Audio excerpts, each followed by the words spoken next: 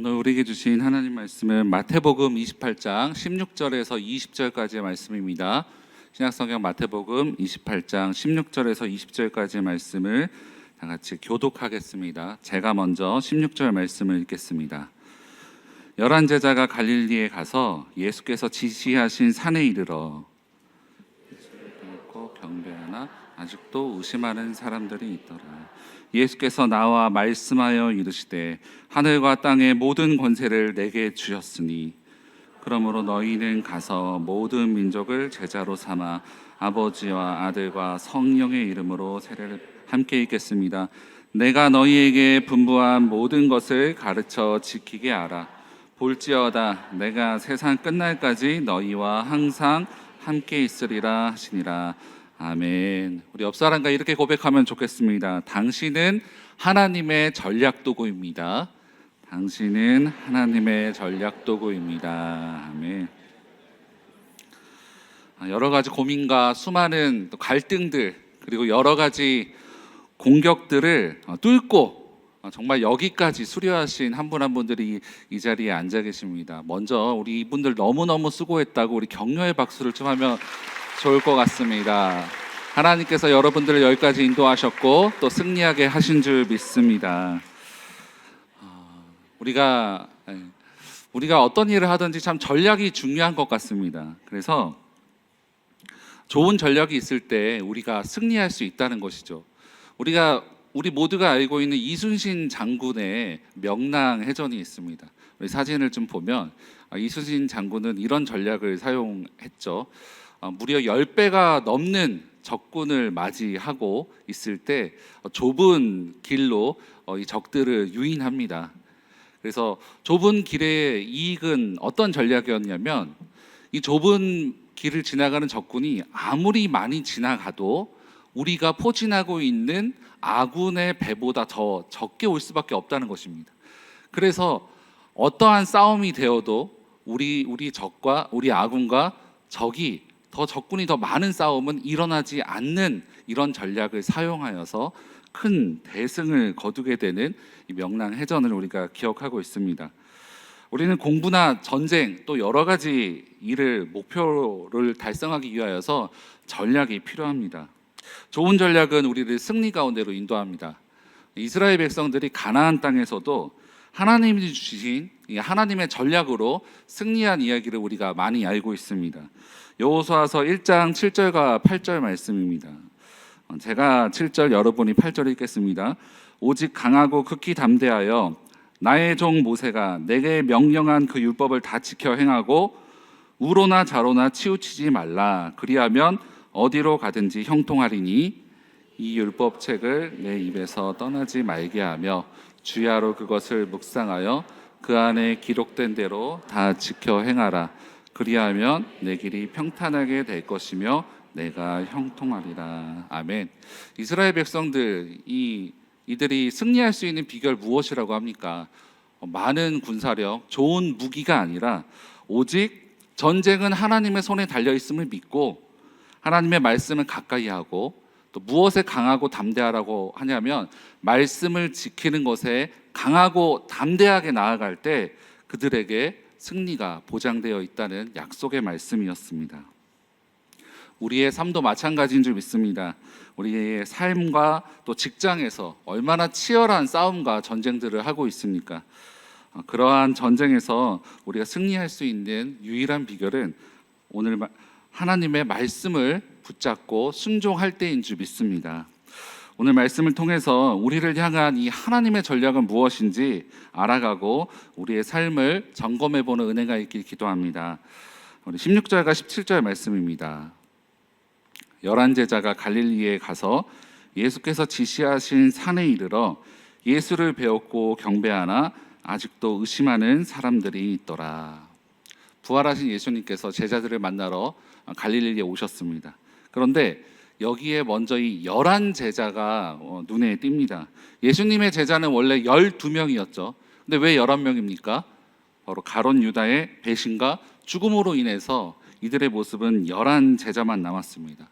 그래서 오늘 이 말씀에 열한 제자는 큰 상징을 우리에게 가져다 줍니다. 바로 예수님을 배신하고 도망간 제자들의 모습, 그래서 실패한 자리에 있는 것 같은 이 제자들의 모습, 그러한 모습을 고스란히 나타내는 단어가 바로 이 열한 제자라는 것입니다. 이런 제자들의 모습은 17절 말씀에서도 살펴볼 수 있는데요. 17절 말씀 보면 예수를 배웠고 경배하나 아직도 의심하는 사람들이 있더라라고 합니다. 우리가 의심한다 그러면 어떻게 생각합니까? 믿음과 반대되는 것을 의심이다라고 생각하는 경우가 있습니다. 그런데 예수님은 이 의심에 대해서 이렇게 말씀하셨습니다. 두 구절인데요. 마태복음 6장 30절과 마태복음 8장 26절입니다. 이 두 구절을 보면 마태복음 제가 구절을 좀 잘못 쓴 것 같은데요. 위의 말씀을 보면 하나님의 돌보심이 의심되어서 염려와 근심에 쌓인 이 제자들의 모습, 그리고 밑에 구절은 내 앞에 파도가 두려워서 하나님의 보호하심을 의심하고 있을 때 주님은 무엇이라고 말합니까? 그런 사람들을 향하여서 믿음이 적은 자라, 이렇게 예수님은 말씀하고 있습니다. 그래서 여기서 의심한다는 것은 믿음이 없는 자들이 아니라 믿음이 연약하고 믿음이 적은 자라는 것을 알 수 있습니다. 우리가 보기에는 참 열한 제자의 모습, 실패한 자리에 있고 또 여전히 믿음이 연약하여서 예수님의 그런 가르침을 받았음에도 불구하고 여전히 흔들리고 넘어지는 이 제자들의 모습, 우리가 이런 제자들을 봤을 때는 여러분 같으면 뭐라고 말할 것 같습니까? 이런 가망 없는 것들, 아니면 이런 소망 없는 것들, 이렇게 말할 것 같은데 우리 주님은 마태복음 28장 10절에 이렇게 말씀합니다. 우리 함께 읽을까요? 28장 10절 말씀입니다. 네, 다음 슬라이드에 있습니다. 네, 함께 읽겠습니다. 시작. 이에 예수께서 이르시되 갈릴리로 가라, 거기서 나를 보리라 하시니라. 아멘. 우리 주님은 연약하고 또 넘어지고 또 여전히 믿음이 연약한 가운데 있는 이 제자들을 향하여서 내 사랑하는 형제들이다, 이렇게 말씀하고 있습니다. 이 형제들이라는 이 단어 안에는 무엇이 담겨 있습니까? 예수님의 용서가 담겨 있습니다. 이 형제들이라는 말 안에는 예수님의 사랑과 기다림이 담겨 있다는 것입니다. 주님은 자신을 부인하고 떠난 제자들을 용서하시면서 다시 찾아오셨습니다. 우리를 향한 주님의 부르심도 마찬가지인 줄 믿습니다. 연약하고 겁이 많고 그래서 여전히 넘어지고 의심하고 있는 우리들을 주님께서는 다시 용서하시고 사랑으로 우리를 지금 이 자리에 저와 여러분을 부르신 줄 믿습니다. 요한복음 13장 1절 말씀에 6월절 전에 예수께서 자기가 세상을 떠나 아버지께로 돌아가실 때가 이른 줄 아시고 세상에 있는 자기 사람들을 사랑하시되 끝까지 사랑하신다 말씀하셨습니다. 부활하신 이 주님은 어디서 제자들을 다시 만났습니까? 바로 이 갈릴리입니다. 이 갈릴리가 어떤 곳이냐면 예수님께서 공생에 이 땅에서 사역을 하실 때 중심이 되었던 곳이 바로 이 갈릴리였습니다. 그런데 이제 이 제자들을 찾아와서 다시 사역을 명령하고 다시 사역을 시작하는 장소가 바로 이 갈릴리라는 것입니다. 주님은 실패한 자리에 있었던 그 제자들을 찾아오셔서 다시 이 갈릴리에서 사역을 시작하고자 하십니다. 우리에게도 이러한 은혜가 있기 바랍니다. 어떻게 우리가 하나님의 전략 카드라는 것을 감당할 수 있을까요? 바로 우리 주님이 능력의 주님이 되시기 때문입니다. 그 능력의 주님이 우리를 부르시고 인도하시기 때문입니다. 우리 18절 말씀을 우리 함께 읽겠습니다. 시작. 예수께서 하늘과 땅의 모든 권세를 내게 주셨으니. 아멘. 과거 사단은 자신에게 절을 하면 천하만국을 다스릴 권세를 주겠다고 예수님을 유혹하셨죠. 근데 예수님께서는 그것을 거절하셨습니다. 마태복음 4장 8절 9절에 그런 말씀이 있습니다. 마귀가 또 그를 데리고 지극히 높은 산으로 가서 천하만국과 그 영광을 보며 이르되 만일 내게 엎드려 경배하면 이 모든 것을 내게 주리라 말씀하셨습니다. 근데 그 예수님은 그 사단에게 절하기를 거부하고 하나님의 뜻에 순종하셨죠. 그 순종의 결과가 무엇이었습니까? 바로 십자가의 길이었습니다. 그러나 이 십자가의 죽음이 끝이 아니요, 하나님께서는 사단은 무엇을 주겠다고 이렇게 유혹하고 시험했습니까? 천하만국의 권세를 주겠다고 유혹했는데, 십자가의 길을 걸어간 예수님께 우리 하나님께서는 온 하늘과 땅의 모든 권세를 주신 것입니다. 이 주님이 우리를 도와주시기에, 이 주님이 우리를 부르시기에, 이 주님이 우리와 함께 하시기에 우리가 이 길을 걸어갈 수 있는 줄 믿습니다. 우리 주님은 이런 하나님께 놀라운 권세를 받고 자기 자신을 위하여서 이 권세를 사용하지 않으셨습니다.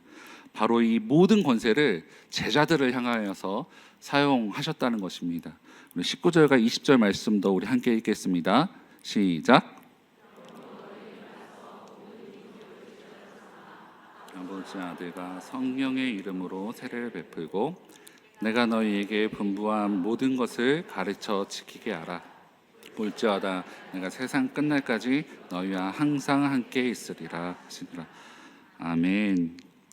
여기에는 몇 가지 동사가 나옵니다. 여러분도 많이 알고 있는 말씀이고 여러 단체 또 여러 환경에서 이 말씀들을 들으셨을 텐데요. 몇 가지 동사를 말하겠습니다. 가라, 제자를 삼아라, 그리고 또 뒷부분에는 가르쳐 지키게 하라, 이런 동사들이 나옵니다. 그런데 이 동사들 중에 주동사가 있고 그 주동사를 보조하는 동사가 있습니다. 주동사가 무엇일까요, 여러분? 여기서 가장 중심이 되는 동사가 무엇일까요? 그 동사는 바로 제자를 삼아라라는 동사가 바로 이 중심되는 동사입니다.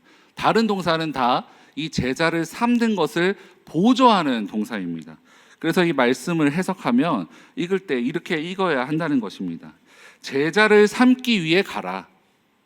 제자를 삼기 위해 세례를 베풀어라.